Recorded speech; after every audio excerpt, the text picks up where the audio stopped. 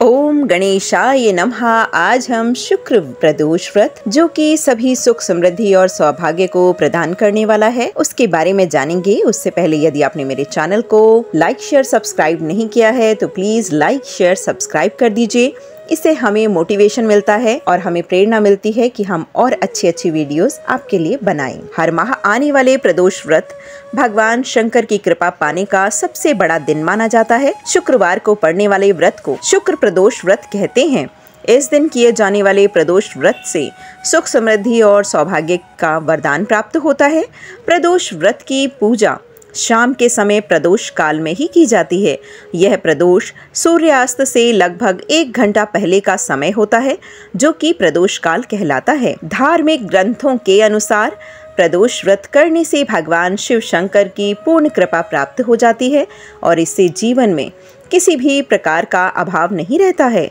इतना ही नहीं, समस्त आर्थिक संकटों का समाधान करने के लिए भी प्रदोष व्रत अवश्य ही करना चाहिए।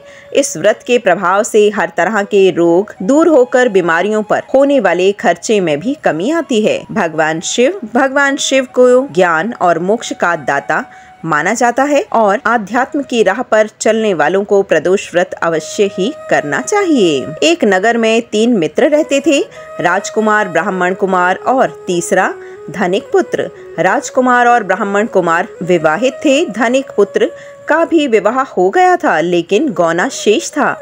एक दिन तीनों मित्र स्त्रियों की चर्चा कर रहे थे। ब्राह्मण कुमार ने स्त्रियों की प्रशंसा करते हुए कहा, नारीहीन घर भूतों का डेरा होता है। धनिक पुत्र ने यह सुना तो तुरंत ही उसने अपनी पत्नी को लाने का निश्चय कर लिया।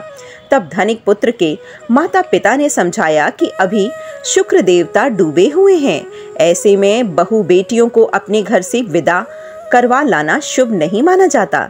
लेकिन धनिक पुत्र ने एक भी ना सुनी और ससुराल पहुंच गया।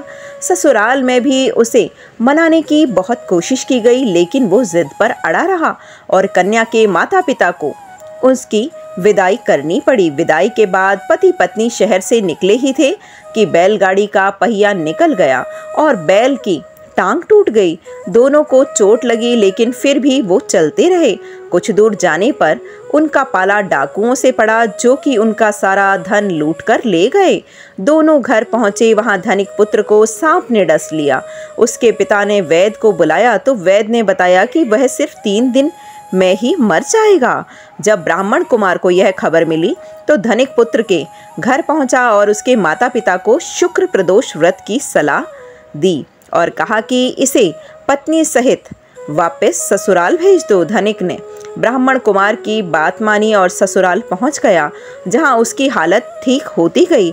यानी शुक्र प्रदोष के महात्म्य से सभी घोर कष्ट दूर हो गए। के अनुसार इस दिन कथा सुने और सुनाए तथा कथा समाप्ति के बाद हवन सामग्री मिलाकर 11 या 21 या 108 बार ओम ह्रीम क्लीम नमः शिवाय स्वाहा मंत्र से आहुति दें। इसके बाद शिव जी की आरती तथा प्रसाद वितरित करें। उसके बाद भोजन करें। कहा जाता है कि शुक्रवार को प्रदोष व्रत सौभाग्य और दाम्पत्य जीवन में सुख समृद्धि भर देता है। यही कारण है कि आज के प्रदोष व्रत का काफी खास महत्व है। शुक्रवार के दिन पड़ने वाले प्रदोष व्रत से सुख समृद्धि मिलती है। बोलो गौरी शंकर की जय।